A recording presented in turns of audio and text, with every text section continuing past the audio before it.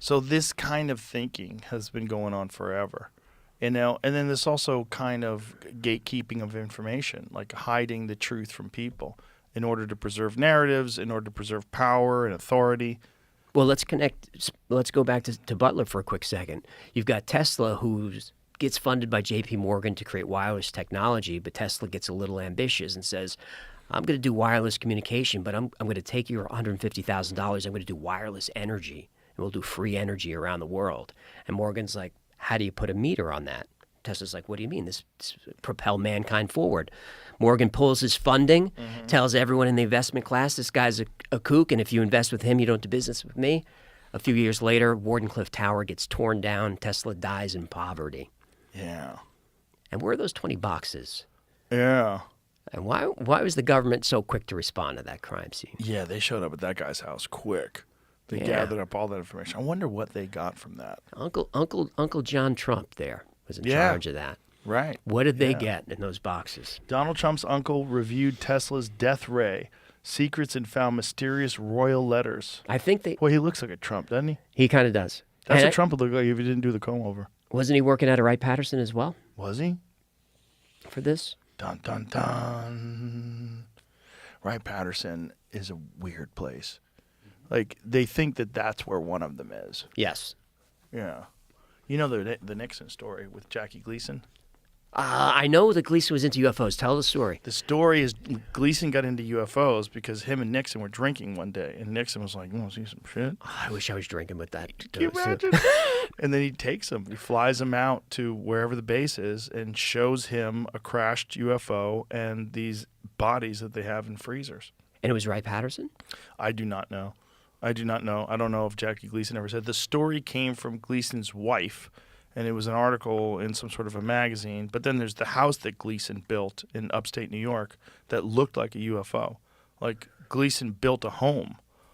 Yeah, that was like a disc. I'm going to look into this. It's such a good story. I wonder where they went. Reportedly would have been in Homestead Air Force Base. It might be in Florida. In 73.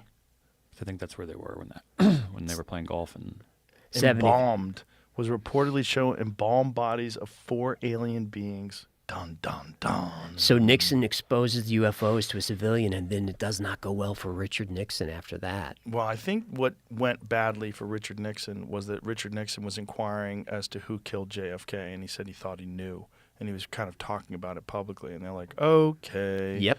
And they had already, brought in Gerald Ford, kicked out Spiro Agnew. They got rid of him. Gerald Ford, who was also in the Warren Commission report. That's right. And then all of a sudden, Nixon and Watergate happens. Nixon, the most popular president of all time. Of all time. And it turns out that Bob Woodward was actually an intelligence agent, and this is his first project ever. Operation Mockingbird. And then the people that were involved in the break-in, all FBI. G. Gordon Liddy. Yeah, the whole thing is a coup. All was a coup, all was a setup. Yeah, and we're all parroting, Nixon was a crook.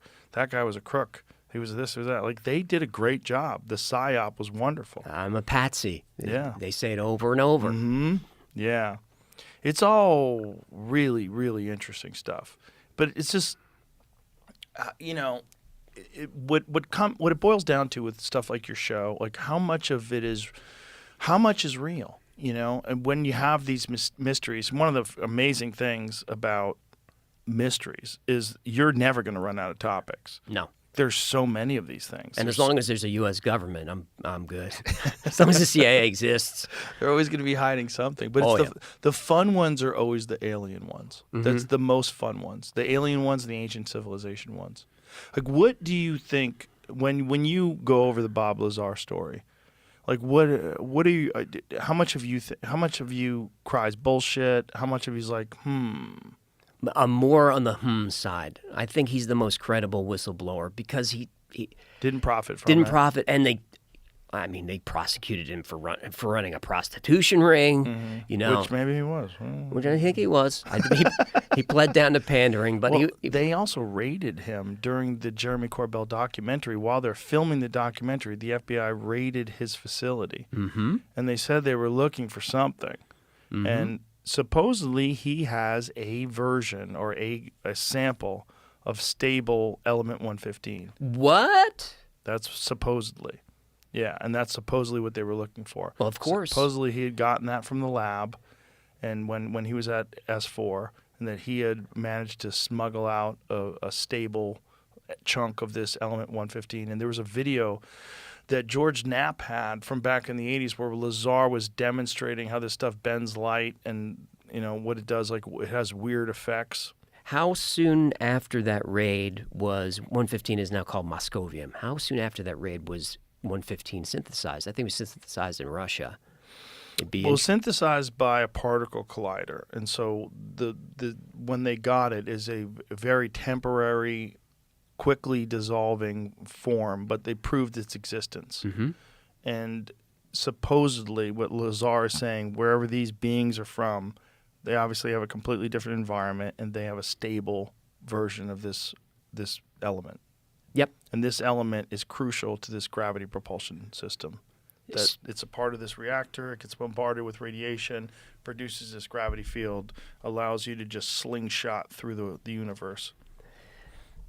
I don't know. Are they working to stabilize it? You know, I don't know what's going on behind the scenes, man. Why would they raid Bob Lazar? That's that spectrum of believability again. Mm-hmm. Exactly. Here's a guy who's being attacked and tormented. In the middle of filming a documentary. I mean, I just had my first IRS audit. I don't know how you're doing. Oh, what'd you do?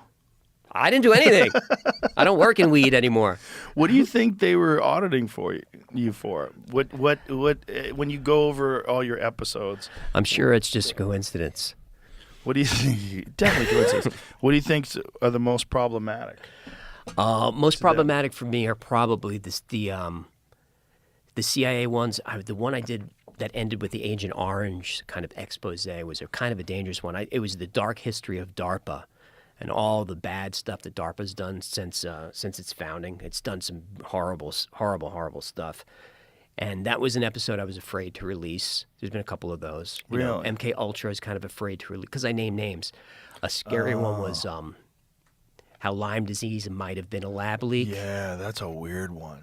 Bobby Kennedy fully believes that. It was Eric Traub was like the chief Nazi biowarfare specialist that was brought here, Operation Paperclip. And we do know that there have been some studies done where they were trying to devise diseases that they could aerial spray, whether it's through bugs or something, onto a population, overwhelm their medical system so they'd be easier to defeat. That's documented. The entire enemy super weak, everybody's weak over there, and then also documented is some ticks got out. Dun, dun, dun. Dun, dun, dun, some ticks got out. So it's, you know, when you look at Lyme, Connecticut as ground zero and it just spreads from there and there was no Lyme disease before, that's a scary one to release.